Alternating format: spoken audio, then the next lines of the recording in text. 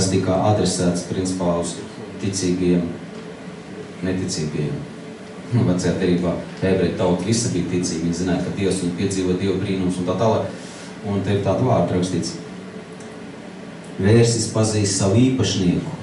Iesies 1.3, jā, tas ir. Vērsis pazīst savu īpašnieku, Ezels sava kungas sili, bet Izraels, jeb Latviju Bāliņš, jā, Jēzu Kristu jau vairs nacionalitātes nav, tādas lietas nepazīst.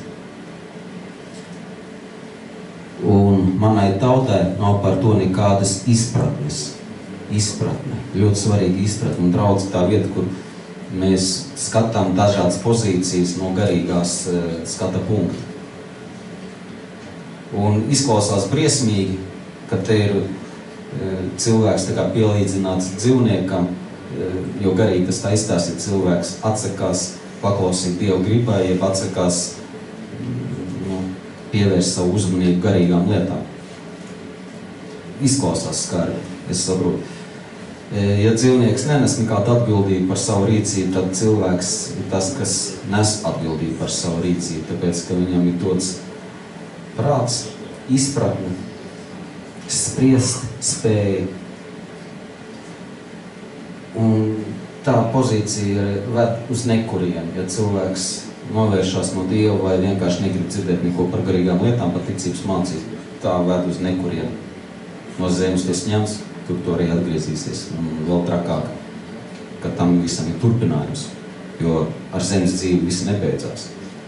Un visļaunākais, ka ir tas turpinājums, kā Bībele saka, elle. Nākamais tāda raksta vieta.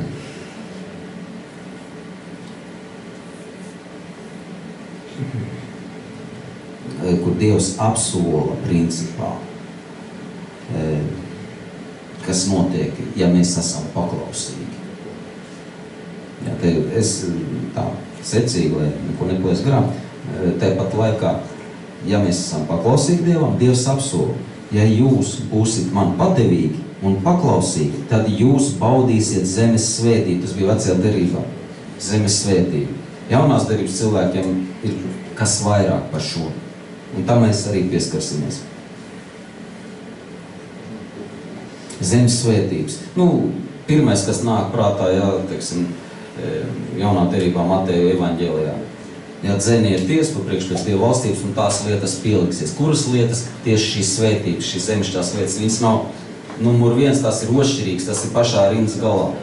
Tas, ko Dievs apsola principā. Priekš mums tas ir svarīgi, jā, jo visa pasaule pēc tās dzenās, bet ticīgiem tas ir pieliekamā daļa. Mums pat cīties nevajag. Tas vienkārši ies viegli, atnāks viegli. Pa lielām, jā, jo tas ir apsolījums. Gan vecajā derībā, gan jaunajā derībā. Pastīsimies vēl vienu raksturvietu. Jeremijas 8.6, par ko es runāju. 8. nodaļa, 6. 7. pants.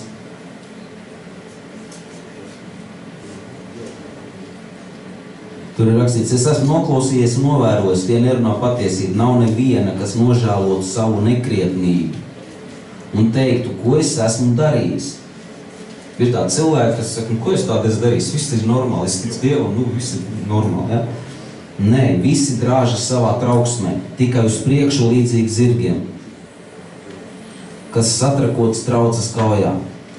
Pat stārķis apakš debesis zina savu laiku, un ūbele, un bezdelīgi, un dzērve vēro laiku, kad atlidot. Es izlasīju vienkārši oriģinālā tekstā kā ir. Bet mana tauta nepazīst tā kunga tiesas kārtību. Kāpēc nepazīst? Skaidrs, ka viens no iemesliem, uz baznīcas neiet vai nelasa garīgās grāmatas, vai vispār neskatās uz garīgām lietām. Tāds arī iemesls. It kā varētu teikt, bet ticība ir taču. Bet ko tas dod, ja tas tev ved uz pazušanu pa lielam, ja? Ja nav ticības rīcība tālāk, ja tikai plika ticība. Ja tavu roka sagrēko un tu neko ar to nedari, Dievs dod otru apsolījumu. Iet uz elli. Tie, kas bezatbildīgi dzīvo, tie, kas neaizliedz sevi, neņem krustu, ko Dievs apsola? Dieva dusmas uz tiem cilvēkiem, jo šeit uz zemes ir. Un plus vēl mūžīgi nekāda, ja? Jo akls, kur iet? Ja viņš neredz, viņš ir akls, viņš ir krīt bedrē, ja? Ja viņam nav kas palīdz, nav neviena. Aklais aklam ceļu nevar rādīt, ja? Mēs to zinām. Un te ir tas moments, kad viena daļa cilvēki, varbūt labās ģimenes arī auguši un viss ir kārtībā, un viņiem nav nekādu jautājumu. Ko es esmu darījis? Viņi tāds jautājums neuzdod sev.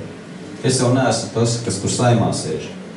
Kāpēc man tāds jautājums uzdod? Nu, piemēram, es taču tā nezūku tādos apmēros un var kaut kā savādāk izpausties, ja? Neģēlīgi. Es esmu labs cilvēks, kārtīgs, priekšzīmīgs, tā kā pareizē, viņi ar tādu pašu bija. Ļoti zolīti forši cilvēki, bet viņi stūrēja uz ēlu, diemžēl.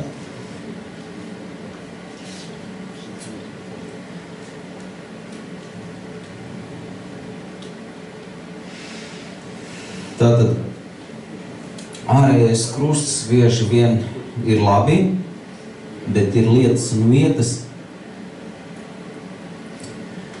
kur grib vai negrib, ir tomēr jāskatās uz dvēseles pozīciju. Mēs arī tāvreizē, ka lūdzam, ja, Dievs neieved mūsu kārtināšanā, ja, kas ir vairāk arī ne tikai par iekšējo, bet arī par ārējo, lai mūsu ceļi pakārtojās tā, lai mēs būtu tālāk no grēka. Tas ar to tiek domāts pa lielam. Tad ir vēl tāds, ko es gribēju, lai mēs pievēršam uzmanību. Salmana pamācībās, kur mēs varētu atšķirsim, paskatīsimies situāciju, kāda ir, ja, ko Salmans saka.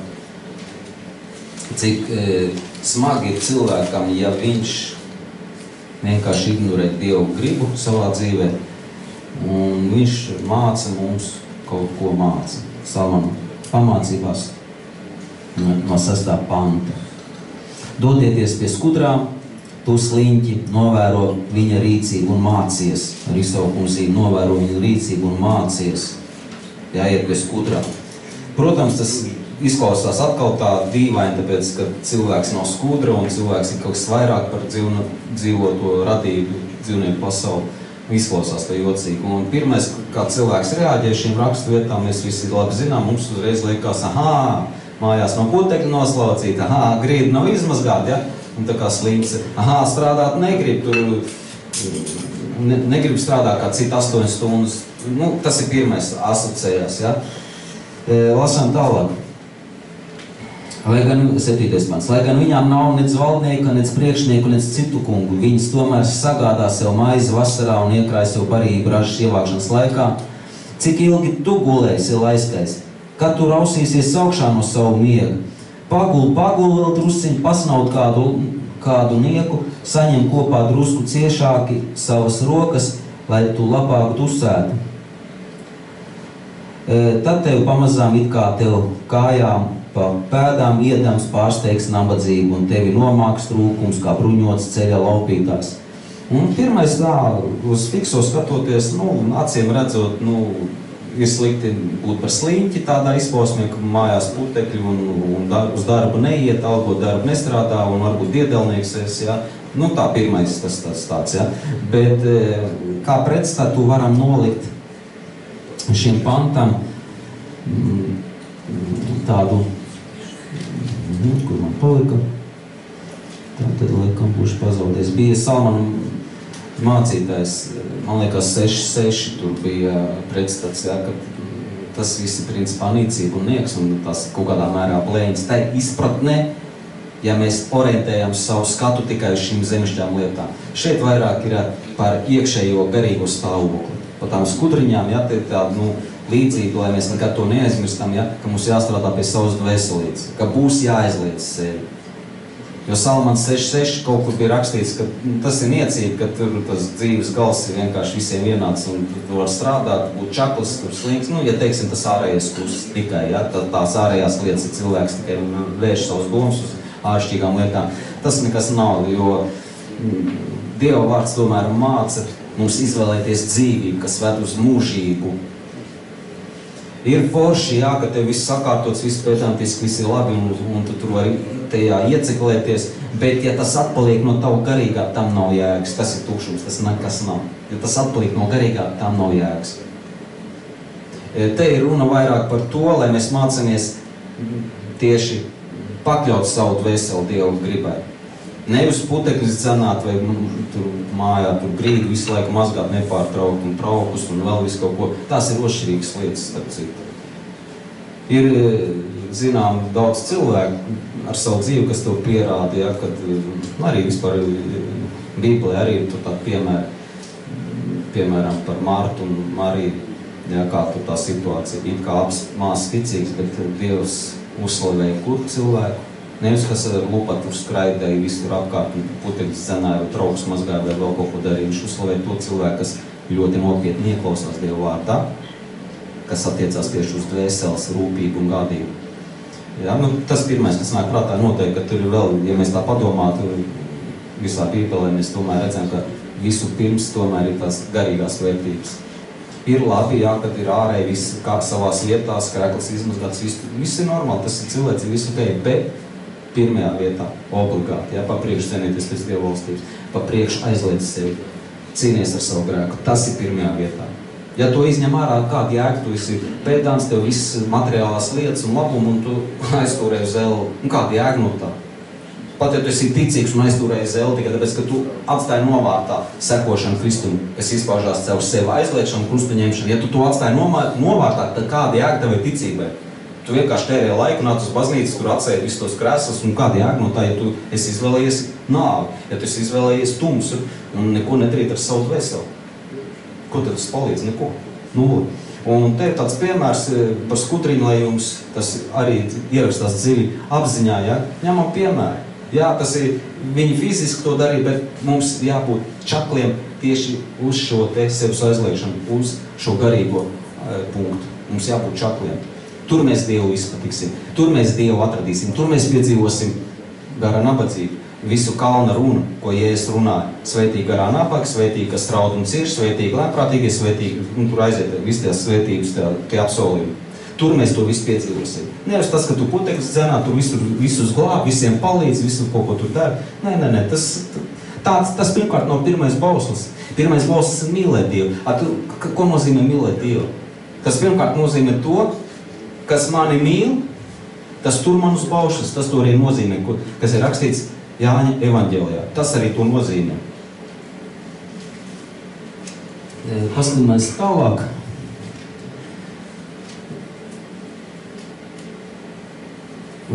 Tā. Kas palīdz, ja, kalpot Dievam? 1. Timotejas 5.6, tas ir tas, ko es pagājušajā teicu. Par 1. Timoteja 5.6. Kas izlaidīgi dzīvo, tas ir miers, ja, tur tāds īstais plāns. Bet principā varbūt atceramies tas, ko es pagājušajā teicu, kā sevi nošķirt. Ne tikai no kaut kādiem apstākļiem, bet arī no tiem cilvēkiem, kas mums ir apkārt. Dieva vārds to māc nošķirt. Jo kas var būt kopējs cilvēkam, kurš dzīvo gaismā, kas viņam var būt kopējs ar tumsu? Ja tas otrs vienkārši bremzē vai negrib, vai vienkārši tevi ignorē, kas tev var būt kopējs? Vienīgi tas, ka tu var lūgt par viņu, jā, bet pārējais. Kas tev var būt kopējs ar cilvēku, kas tevi velk tumsas virzienā? Tas ir tas, ko es pagājušo reizi runāju. Tā, un vēl te varam paskatīties Mihas grāmatu. Cik cilvēks var būt zems, jeb tādā stāvoklī, ko nevajadzētu aizmirst. Jo, kā jau sākumā teicu, mums visiem gribās būt kaut kam. Mums gribam būt kaut kādā mērā svarīgi. Vienalga, vai tas ir darbā vai ģimenē, mēs kaut kā gribam būt ļoti svarīgi. Un tas ir viens no klupšanas akmeņiem mūsu garīgā izaugsmē. Jo tiklīdz tu esi svarīgs, tu kļūsti bezrūpīgs par savu dvēseli. Tāpēc, ka tu esi svarīgs, tu taču esi kaut kas, tev ir kaut kāda titula, un cilvēks savā lepnībā kļūst, nemanot, bezrūpīgs par savu dvēseli. Šī viena iemesla dēļ, tāpēc, ka viņš ir svarīgs. Ja es svarīgs, es jau neesmu tā kā tās muitnieks, tur krīt ceļos, es man grēciniekam žēlīgs, ja? Tā ir liela problēma. Mihas grāmatā ir rakstīts 6.2. Klausieties jūs kalni. Iedomājieties, mēs esam krituši pat skudru līmenī, ja, kā jāmācās no skudras.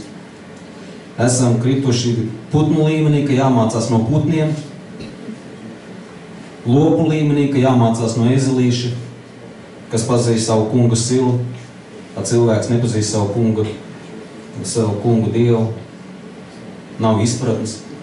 Un vēl briesmīgāk, kā jau es pašā sākumā teicu, no pīšļiem es ņemts un pīšļos tu atgriezīsies. Mēs esam tieši tik zemi, bet mums nezinu, kāpēc gribās būt kaut kas, un mēs bieži apvainojamies, ka kāds pateica ne tā, kāds izrīkojās ar tevi ne tā, vai tas ir darbā vai ģimenē, kāds tev izteica pārmetumu, un to jau lūpa kā mazām bērnām uzmest, jau sāc raudot, kāpēc par ko tad es neesmu pelnījis. Skaidrs, ka neesmu pelnījis. Ko mēs esam pelnījuši, tās ir elles liesmas, ko esam pelnījuši. Tas ir kas, ka tev viss ir kārtībā, tas ir kas, ka tev viss mājās ir kārtībā, tu dārs izravāts un vēl kaut kas, un tu nelamājies, nedzer, nepīpēt, bet tu esi pelnījis elles liesmas. Tas ir kas, Bet tad, kad tu šo te faktu pieņemsi, tavu dzīvi sāks mainīties. Sāks mainīties, tu nebūsi augstprātīgs, nebūsi lepns, un tev ir jēga uzticēties Dievam, jo tad ir cerība, ka viņš tev izglābs tajā dienā, tiesas dienā. Tev ir cerība, pateicoties Kristus upurim.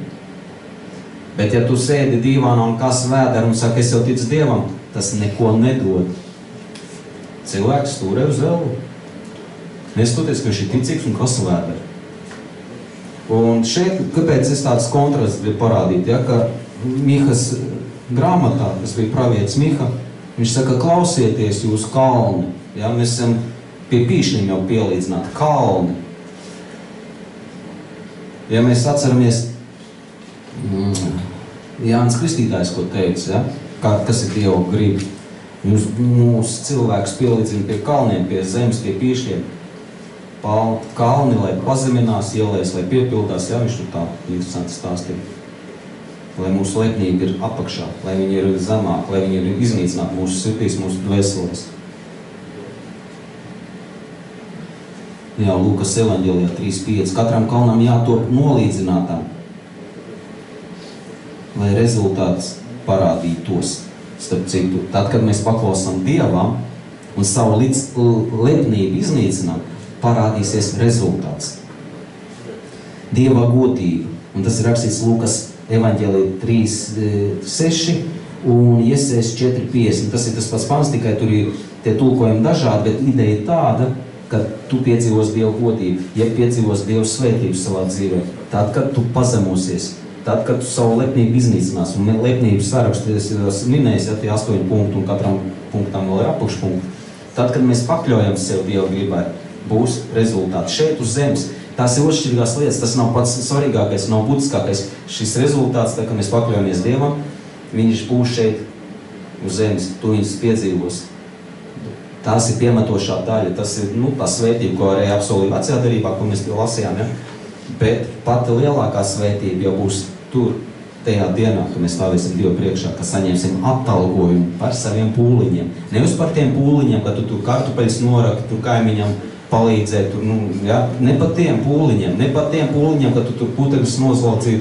Es nezinu, kā. Man mamma dzenāja kādreiz tiem putekļiem noslaukt putekļi, kā putekļi. Varbūt tāpēc tā runā, bet vienalga. Es pieļauju, ka es neesmu vienīgais cietējis šajā ziņā. Bet mēs saņemsim atalgojumu par tiem pūliņiem, kurus mēs veicam attiecībā pret savu dvēseli, ka mēs pakļaujam savu dvēseli Dievu gribai, ka mēs aizliedzam sevi. Un tam būs atalgojums, ko acs nav redzējusi, auss nav dzirdējusi, to ir apsolījis Dievs tiem, kas viņu mīl.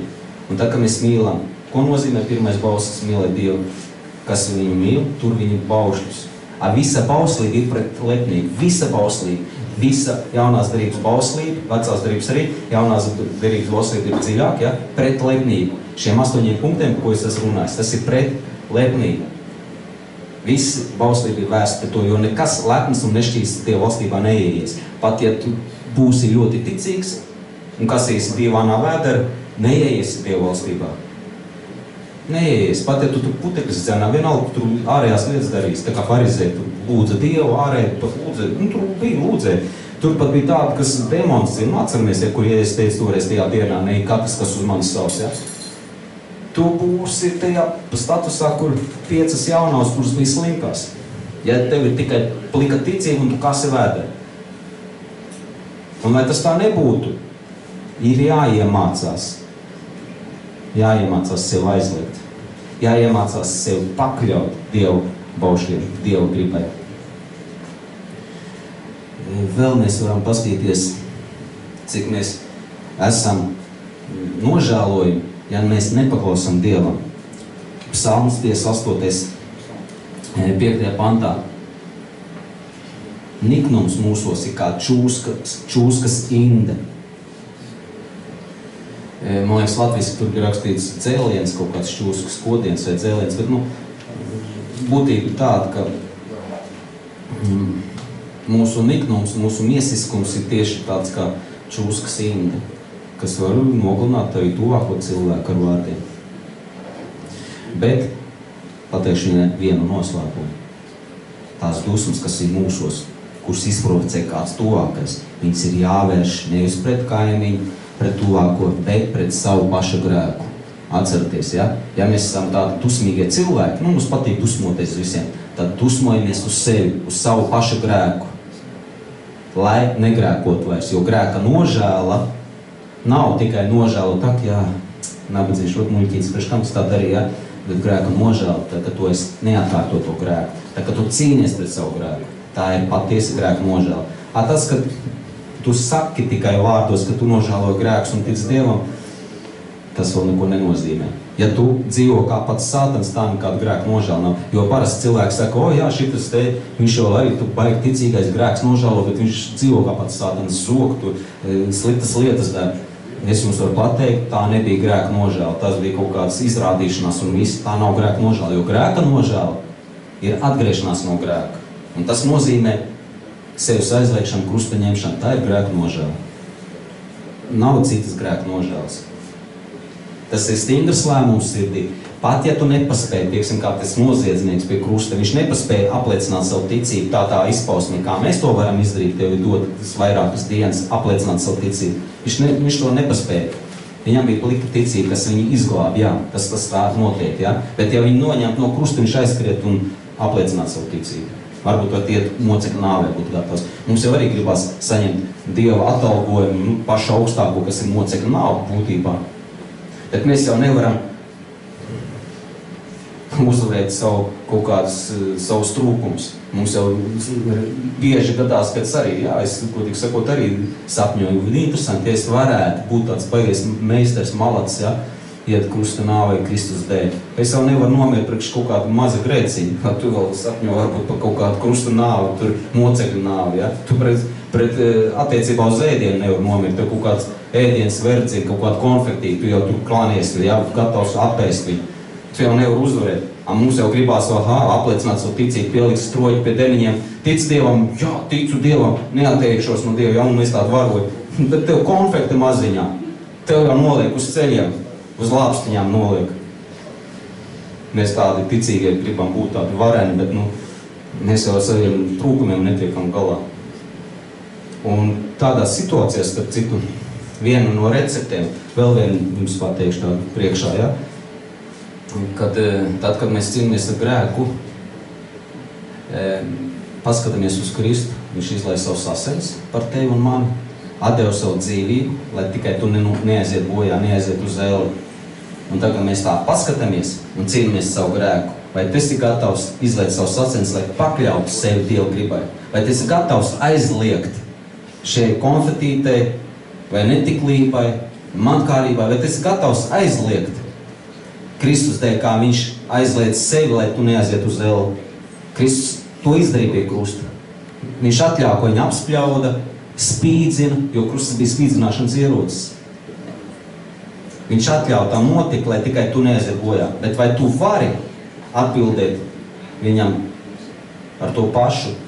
Ar to pašu tev nesanāks, tu neesi spējīgs, bet vismaz pakļaut sevi Kristus dēļ Dieva gribai.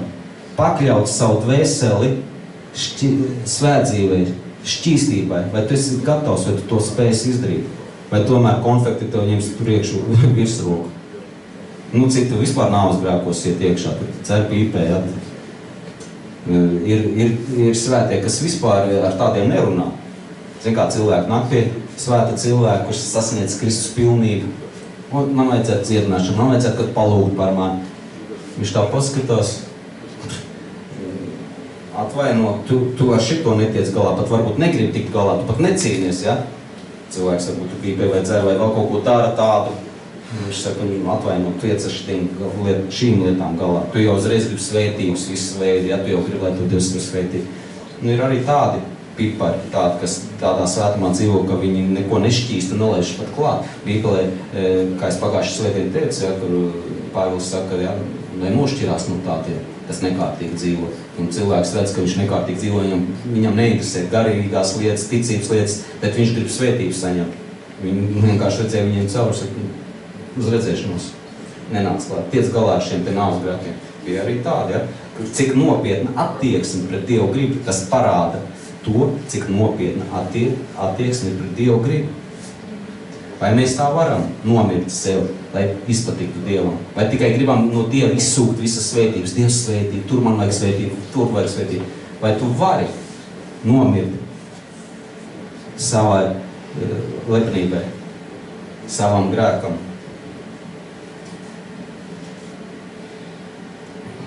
Protams, kāds teiks, nu jā, bet tev jau tādi forši apstākļi, tu varbūt viens dzīvo, tev ir savs dzīvoklis, tev ir vēl kaut kas. Tad man ir atbildi uz šādiem jautājumiem, un viņi var atrast šo atbildi Mateja 24. nodaļa, 41. pants un Lūkas evaņģēlis. Nu, tas ir viens un tas pats, tikai no dažādām pozīcijām ir aprakstīts. Matejs apraksta šādi, Lūkas apraksta to pozīciju savādāk, ja? Tas, ko Jēzus ir runājis. Mateja 24:41, tur ir tas, ka divas malas dzirnavās, tas, ko es jau teicu, ja? Tā cilvēka kategorija, kas iet ciešanām cauri, visāda veida grūtībām iet cauri, bet viņi izglābjās. Un arī tie cilvēki, kas neticēja Dievam, kas palika, kurus Dievs nepaņēma, tie aizgāja uz ellē. Tā kā tu nevarēji, un tie cilvēki būs tie, kas liecinās pret tiem cilvēkiem, kas teica, ka man nebija tas un šitas nebija, es biju kara zonā, tur bija citas ciešanas, es vispār nebija laika man pievērsties ticības mācībai, un viņiem būs simtiem attaisnojumi. Uz baznīcas arī es negāju, tāpēc, ka man bija visādi apstākļi taču visdažādākie. Un tad šie cilvēki, kas tiks paņemts, kuri būs tādos līdzīgos bijuši, kas ir malti dzirnavās, ja, garīgi, tas tā kā dzirnavs, viņi liecinās pret tevi. Un tev nebūs kur pateikt. Dievs teiks, tur arī cilvēks tādā pašā pozīcijā bija. Tikai bišķi sliktāk, tev vismaz tur tik traki nebija. Vai viņam bija trakāk, bet viņš izglābās, viņš bija paklausīgs, viņš aizliedz sev un praktizē krusta dzīvi. Tad ir otra pozīcija. Lūka 17:34.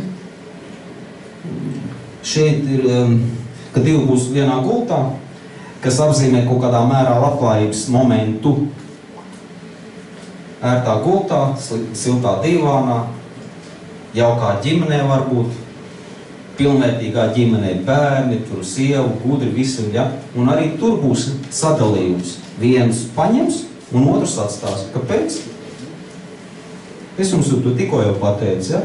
Viena, kas izvēlējās pakļauties Dievam, neatkarīgi kādos apstākļos. Otri, tā kā tās 5 jaunavas, nebija laika, nebija noskaņojums, negribējās, jo, ja es jau saku, cenieties, reizēm reāli ir jāpiespiežās lasīt, jāpiespiežās lūgt, ir reizēm jāpiespiežās paklausīties kā dievkalpojumu, lai gan negribās. Reizēm jāpiespiež sev lasīt Bībeli, kaut gan es jums ieteiktu lasīt ticīgo dzīves stāstus, kas ir sasnieguši pilnību, jo to Pāvils arī māca, ņemiet no tādiem piemēru, jo man šķiet, ka mūsdienu latviešu valodas Bībele ir iztulkota tik slikti. Jūs paši redzat, katru reizi, kurus kaut ko lasu, tur mužīgi kaut kā jāizlasa oriģinālis, kaut kas jāatrod, kā ir precīzi, jo, grūti saprast, uztvert, lai varētu tā forši Bībeli nesāt un lasīt katru dienu. Nē, kāds pateikt, lasu svētajā garā, ir jau tādi garīgie. Varbūt, jā, es laikam tik garīgs neesmu. Es vairāk lasu tieši tos padomus, tos ieteikumus, ko ir atstājuši 1. gadsimta ticīgie. Ne tikai 1, ne tikai. Es par tām grāmatām jau esmu runājis, un tā ir atsevišķajiem. Var sakot, neviens nekur neizvairīsies. Neviens nevarēs likt aizsegā kaut kādus apstākļus, kaut kādas nērtības, ka es nevarēju, negribēju, tur nebija iespējas, bet šīs blēņas nepalīdzēs jums tiesas dienā, nevienam. Šie panti to parāda. Protams, tie panti ir vairāk, par tām 10 jaunumām, par to žēlastību, kur tie tu saņēma, ka viņi tur cenētu uz dēmonus, tur dziedināšanas dievkalpojumi bija, un tur arī bija cilvēki, kuri netika Dievu valstībā iekšā. Farizēji arī tāpat laikā, kas turējās pie savas mācības, pie āršķīgā tikai, bet iekšēju atstāja novārtā. Diemžēl, tur neko neizdarīs. Tā. Pēdējais punkts, no tiem lieliem, bija pirmais, kas parāda to, cik zemišķi, ja mēs nepaklausām Dievam. Otrs, ka kāds grib attaisnoties, ka viņam ir pilnas tiesības nepaklausīt, tāpēc, ka viņam tik slikti apstākļi. Viņam darba varbūt nav, viņš jau vecs pensionārs, varbūt slims un vēl kaut kāds, jā. Un trešais, ko es gribēju pateikt, es gribu, lai tas, gribētos, ka tas uzmundrina, jo mani personīgi tas uzmundrina, dot tādu, kā saka, ierosmi. Vēl pēdējais pants, es izlaicu. To jūs visi tāpat zināt, kur Jāņa evaņģēlijā 8.44, kur, ja es norādīju uz farizējiem, tur bija tiešais teksts. Labi, tur pravieši teica, jūs iet kā kalns, kā pīslis, tur kā skūtriņa, kur jāmācās un tā tālāk. Jēzus jau konkrēti pateica. Viņš ko pateica? 8.44. Jūs esat no sava tēva velna, un jums gribas izpildīt viņa kārības. Vēl tā nežēlīgāk, jā. Ja tur bija tēlaini, vecās darības, tie pravieši tur tā tēlaini, vēl tā, lai, tā tēlaini, saudzīgi, ja. Salīdzinot ar to, ko Jēzus pateica, jūs esat vispār no savu tēva velna, ja, tā pa skarbo, riktīgi ielikt tādu taisno. Tā, labi. Mēs parasti arī pārdzīvojam par saviem tuvākajiem, ja. Mēs negribētu, savus tuvākos, lai kas tie arī būtu, vai ģimenes locekļi, vai draugi, vai kolēģi darbā, mēs ļoti negribētu viņus redzēt nevienu ellē, tāpēc, ka mēs paši esam izvēlējušies dzīvību, un noteikti mums negribētos nevienu no saviem tuvākiem redzēt ellē, pareizi, ja? Un tas nozīmē, ka mēs dzīvojam tam līdzi. Un gluži tas pats attiecās uz debesu spēkiem, uz debesīm. Mēs pārdzīvojam, un tāpat arī eņģeļi debesīs pārdzīvo par tevi un mani. Viņi seko līdzi. Tā kā, laikam, izklausās jocīgi, bet tas tā kā futbolā seko līdzi, ja kā tur viņš spēlē, ko viņš dara, kādas reakcijas, vai tā kā tā e-boksā, tie, kas kaut ko saprot, ja, no cīņām, viņi skatās, nevajadzēja kreiso roku, sist ar labo roku, tur kāju, un tā, un saprot, tā kā līdzjūtēji seko līdzi. Kāpēc? Tāpēc, kad mēs jau gribam, lai mums tiem tuvākiem būtu labi, tā kā, teiksim, mums ir jubilāri, mums jau forši, mēs jau dzīvojam līdzi, viņiem ir jubilējā, lai kā man nav jubilē, bet toties mēs dzīvojam līdzi jubilāriem. Ja, tā kā kādam ir ļoti labi, kaut kas ir izdevies, viņš tur ir kaut kā Dievs viņu svētīs, mēs arī priecājamies par tiem cilvēkiem, kas mums apkārt, ka viņiem kaut kas tur ir izdevies, ja, vai viņš beidzot noliek eksāmenu, kur viņš tur varbūt mācījās tur gadiem, ja, un man arī būtu prieks, ja, ka, teiksim, vienat izdomā vēl kaut kādu augstāko dabūt, un mēs visi, jā, vienat uz priekšu, ja, mēs dzīvojam līdzi, un tas ir normāli. Un tā ir jābūt, un tā kā vienatā ir bēdīga, mums arī ir bēdīga, ja, mums vienīgais, ko mēs varam palīdzēt, lūgt Dievu par viņu un mierināt, kā varam, kaut kā līdzi just, un tas viss ir normāli, un debesīs arī tas pats ir eņģeļi par mums ļoti pārdzīvo. Iedomājieties, mēs esam Dievu kalpi, Dievu izredzēti, tā ir ziņā, ka viņš mūs radīs, ja, pirmos cilvēkus, piemēram. Un tagad eņģeļiem ir pavēle pirmos cilvēkus nelaist ēdenē. Viņi ar zobeniem tur stāvēja viss. Jūs domājat, ka viņiem tas bija viegli to izdarīt? Eņģeļiem bija milzīgs pārdzīvojums. Ļoti liels pārdzīvojums, ka viņiem jāsargā tagad cilvēki no ēdenes, jānosargā, lai viņi neatgriežās ēdenē atpakaļ. Jā, mēs vecā darībā lasām. Viņiem bija pārdzīvojums, un jaunā darībā mēs lasām, ka eņģeļi priecājās, ka kāds atgriežās no grēkiem. Kaut viens atgriežās no grēkiem, kurš normālā versijā, ne tas, kurš nožēlo tikai, bet kurš atgriežās, ja? Viņi priecājas, tur ir liksmīgi, viņi dzīvo līdzi. Jo nevar priecāties par tiem, par kuriem varbūt tu nepārdzīvoji, ka viņiem ir tik bēdīgi bijis, ja, kad, teiksim, kā tie eņģeļi tur sargāja, lai neielaistu cilvēkus ēdienas dārzā. Viņiem bija pārdzīvojums, un tagad redz, ka cilvēks tagad var ieiet ēdienas dārzā, var ieiet mūžībā, viņiem ir gavilis tur. Tas ir mūsējais forši. Dievs ir kaut ko izdarījis, ja? Kristus nomirs par viņiem, un viņi ir noticējuši, un viņi iet uz debesīm, viņi ir seko Dievam. Tur ir līdz jūšana. Cilvēki, kas jau ir debesīs, kas ir aizgājuši, viņi arī to pašu dara. Viņi arī līdzi jūt tev un man. Mūzus bija gatavs, lai viņu izdzēš no dzīvības grāmatas, tāpēc, kad viņš dzīvoja līdzi tiem cilvēkiem. Un tā, ka viņš tagad ir debesīs, viņš dzīvo ne tikai līdz savai Izraēla tautas brāļiem, bet viņš dzīvo līdz arī tev un man šodien. Visi tie svētie, kas ir augšā, viņi pārdzīvo par tev un mani. Ja mēs viņus pieminam, mēs pieminam bieži Mūzu, pieminam Jāni, pieminam vēl kādu pravieti, ja? Viņi tad to visu dzird, viņi visu to redz, viņi saka, jā, redz, viņi mācās no manā grāmatā, redz, manu pantu izlasīšu, un viņi dzīvo līdzi. Tur prieks, tas nav tā, ka tu aizies viens, un, jā, es viens, nevienu tu nepazīsti. Tu visus pazīsti.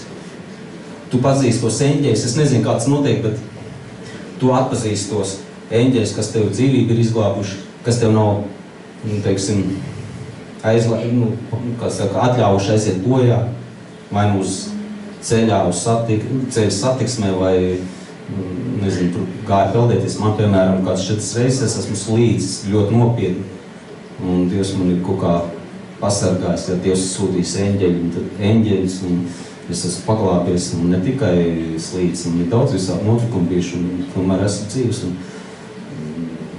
tad, kad mēs būsim tur gar pasaulē, mēs nebūsim vieni.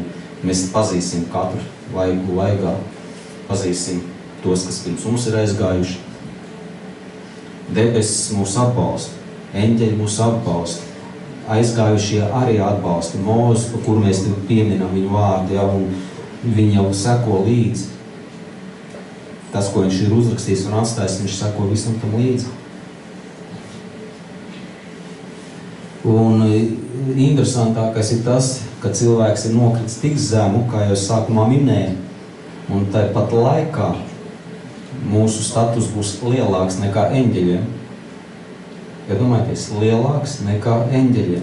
Jo eņģelis neviens nesēdies pie Dieva labās rokas. Mēs sēdiesim Kristu, Jēzu Kristu kaut kādā veidā, es nezinu, kā tas ir, un vēl jau vairāk mēs tiesāsim pasauli. Ja domājieties, man sevi grūti iedomāties, kāds no manis tur tiesnesis ir, ja? Man ir tikai vidusskolas izglītība, tur, tehniskā, bet tur sēdies līdzās ar Dievu tiesāt pasauli.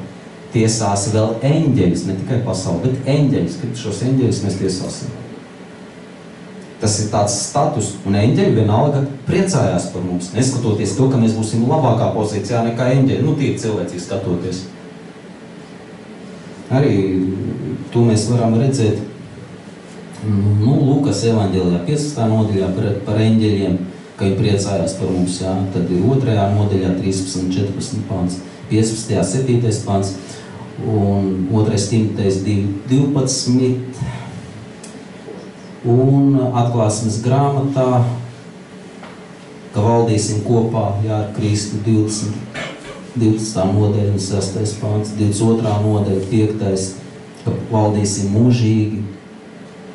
Mums jau cits stāvoklis, cits status būs. Un Korintiešiem 6. nodaļa 2, ja sodīsim kopā pasauli, 6. nodaļa 3. pāns, sodīsim eņģeļus debesīs. Iedomājies, kas pa pozīciju. Un nestoties uz to, Dieva eņģeļi priecājās. Tas ir gluži tāpat, kā man varbūt nav tur vairākas augstākās izglītības, un pat viena nav. Protams, man arī būtu prieks par tuvāko, kuram ir augstākā. Viņš tikko ir nolicis eksāmenes gads, forši aiziet apsveikt, paspiest roku, būt līdzās, forši superīgi, tāda sajūta, priecāties ar tiem, kas priecājās. Un tas tā kā normāli. Tas vienkārši, lai tas ir kā uzmudrinājums tam, ka mēs nebūsim vieni, nebūsim atstāti. Tas nekas, ka tu varbūt nepazīsti tur nevienu debesīs. Tā tu domā, ka tu nepazīsti. Kad tu tur būsi, tu visus tur pazīsti, kas tev būs jāpazīst. Nezinu, tur atmiņa kaut kāda superīgā ieslēdzās tajā brīdī. Kaut kā tā interesanti. Atklāsme Dievu, protams, arī par daudzām lietām. Piemēram, Mūzes, viņš tā pārdzīvoja, ka viņš bija gatavs, ka viņu vārds tika izdzēsts no dzīvības grāmatas. Piemēram, Pāvils arī to pašu. Ja tas var kaut kādā veidā palīdzēt maniem brāļiem, es esmu gatavs būt nolādēts. Tā teica Pāvils Romiešiem 9. nodaļa, 3. pants. Vēlos būt nolādēts, atstumts no Kristus, principā no mūžības, par labu saviem brāļiem, kas ir pēc miesas. Iedomājieties, kā cilvēki pārdzīvo par saviem tuvākiem. Arī tu pārdzīvo par saviem tuvākiem. Un tas viss ir normāli. Tāpēc lūdzam par saviem tuvākajiem. Un neaizmirstam, ka mēs nebūsim vieni tur debesīs. Tur būs Pāvils, mēs viņu vēstules lasām. Tur notiek reakcijas, viņi vēro, skatās. Ecihēls arī, krit uz vaigu, breica uz Dievu, lūdzu par cilvēkiem. Nevis par to, lai viņiem būtu pelmeņi ledskapī, bet breica par pestīšanu. Ecihēls 9, 8. pants. Jeremija arī 10:24.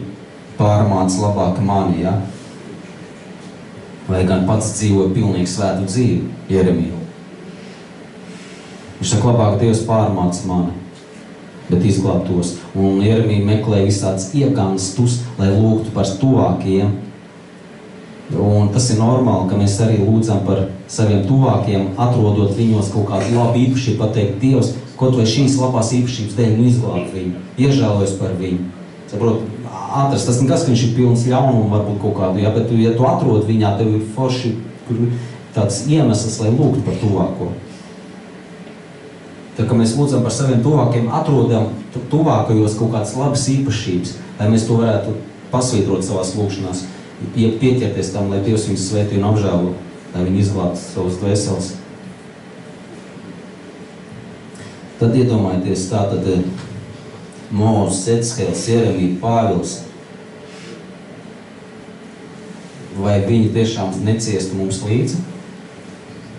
Nepārdzīvot par mums? Ja šādi panti tur ir Bībelē iekšā, mūsu debesis atbalsta, un tagad pievilkt viņus kaut vai šo iemeslu dēļ, mums būtu jācīnās ļoti agresīvi, jābūt tik agresīviem, kā Jeremijs teica, 48. nodaļā, nolādēts, kas attur savu zobenu no asins izliešanas. Jābūt tādai agresijai pret savu pašu grēku, lai tu nebūtu nolādēts.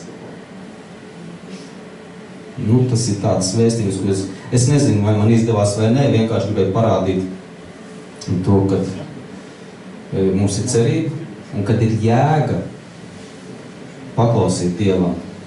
Plus vēl atalgojums, par ko es teicu, plus mums ir vesels pulks līdzjūtē debesīs. Tā kā nenokaram galvu, turpinām cīnīties, nesanāc, ceļamies augšā un turpinām cīnīties pret savu ļaunumu. Pakļaujam savu dzīvi, savu dvēseli Dieva evaņģēliju baušļiem, ja Dieva gribai. Paldies par uzmanību.